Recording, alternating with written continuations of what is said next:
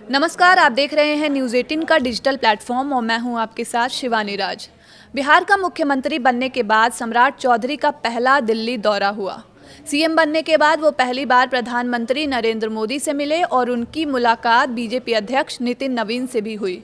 फिर वो बिहार बीजेपी प्रभारी विनोद तावड़े से मिले और आरएसएस कार्यालय में संघ के पदाधिकारियों से भी मुलाकात की। इससे पहले जब वो मंगलवार को दिल्ली रवाना हो रहे थे तो जेडीयू के वरिष्ठ नेता ललन सिंह से मिले थे।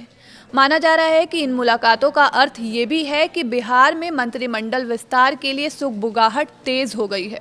ऐसे में बिहार की सियासत में एक बार फिर चर्चाओं का दौर तेज है। अमित शाह का वो चुनावी बयान अब राजनीतिक विश्लेषण के केंद्र में आ गया है, जब अलग अलग चुनावी सभाओं में उन्होंने कुछ खास नेताओं के लिए कहा था कि इन्हें जिताइए, हम इन्हें और बड़ा आदमी बना देंगे। चुनाव परिणाम के बाद अब जब सत्ता के नेतृत्व में परिवर्तन हो चुका है तो गृह मंत्री का वो बयान फिर चर्चा में आ गया है और वो नाम भी जिनके लिए उन्होंने ये बातें कही थी। इस बयान के मायने अब नए सिरे से निकाले जा रहे हैं। सम्राट चौधरी के मुख्यमंत्री बनने के साथ ये कहा जा सकता है कि बड़ा आदमी बनाने वाला आंशिक रूप से वादा पूरा हो चुका है। लेकिन सवाल ये भी है कि विजय कुमार सिन्हा और जीवेश कुमार का क्या होगा। इन्हें अमित शाह ने बड़ा आदमी बनाने का वादा किया था, तो सवाल ये कि क्या इन्हें भी नई सरकार में अहम भूमिका मिलने वाली है या फिलहाल वो सत्ता संरचना से बाहर रहेंगे। आइए आगे जानते हैं कि मंत्रिपरिषद विस्तार से पहले इन दोनों नामों के अतिरिक्त कौन कौन से खास चेहरे चर्चा के केंद्र में आ गए हैं। विजय कुमार सिन्हा की बात कर लेते हैं। बिहार बीजेपी के सबसे वरिष्ठ नेताओं में गिने जाते हैं। वो विधानसभा अध्यक्ष भी रह चुके हैं और उप मुख्यमंत्री के तौर पर भी काम कर चुके हैं। ऐसे में उनका राजनीतिक कद किसी से कम नहीं है। हालांकि नई परिस्थिति में उनका उप मुख्यमंत्री पद पर न रहना कई सवाल खड़े करता है कि क्या ये अस्थायी स्थिति है या फिर पार्टी नेतृत्व उन्हें किसी और भूमिका में देख रहा है। मंत्रिमंडल विस्तार में उनकी वापसी की संभावना को नकारा नहीं जा सकता।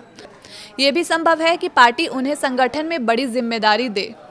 दूसरी ओर जीवेश कुमार हैं, जिनका मामला थोड़ा अलग है। वो लगातार 3 बार जाले जैसी कठिन सीट से जीत कर आए हैं और पिछली सरकार में कई महत्वपूर्ण विभाग संभाल चुके हैं।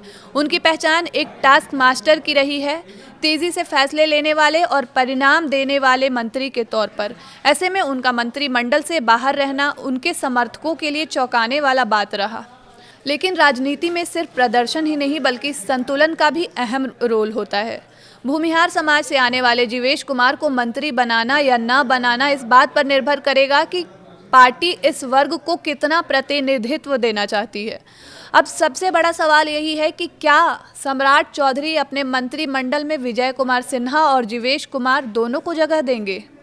राजनीतिक संकेतों की बात करें तो दोनों के लिए दरवाजे पूरी तरह बंद नहीं है, बल्कि मंत्रिमंडल विस्तार के दौरान संतुलन साधने के लिए इन दोनों नेताओं को शामिल करना बीजेपी के लिए फायदेमंद भी हो सकता है। विजय कुमार सिन्हा जहां अनुभव और वरिष्ठता का प्रतिनिधित्व करते हैं, तो वहीं जीवेश कुमार युवा नेतृत्व और प्रदर्शन की राजनीति का चेहरा है। ऐसे में दोनों को साथ लेकर चलना पार्टी के लिए राजनीतिक रूप से सही कदम हो सकता है। बीजेपी के भीतर सिर्फ यही 2 नाम नहीं है, बल्कि कई और नेता भी मंत्री पद की दौड़ में हैं। पार्टी के प्रदेश अध्यक्ष स्तर पर काम कर चुके और संगठन में मजबूत पकड़ रखने वाले नेता, पिछड़े वर्ग और अति पिछड़े वर्ग से आने वाले चेहरे जिन्हें प्रतिनिधित्व देना राजनीतिक रूप से ज़रूरी माना जाता है। महिला नेताओं को भी इस बार ज़्यादा मौका देने की चर्चा है ताकि संतुलन बनाया जा सके। इसके अलावा कुछ ऐसे विधायक भी हैं जिन्होंने पहली बार जीत हासिल की है। विजय कुमार सिन्हा और जीवेश मिश्रा के अतिरिक्त बीजेपी कोटे से कई नाम हैं जो मंत्री बनने के दावेदारों की सूची में हैं। इनमें मंगल पांडे, रामकृपाल यादव, दिलीप जायसवाल, श्रेयसी सिंह, लखेंद्र पासवान, रमा निषाद, प्रमोद कुमार चंद्रवंशी, अरुण शंकर प्रसाद और संजय सिंह जो टाइगर के नाम से प्रमुख हैं। जेडीयू कोटे से विजय कुमार चौधरी और विजेंद्र प्रसाद यादव पहले से डिप्टी सीएम बन चुके हैं और इनके पास कई विभागों की जिम्मेवारी है।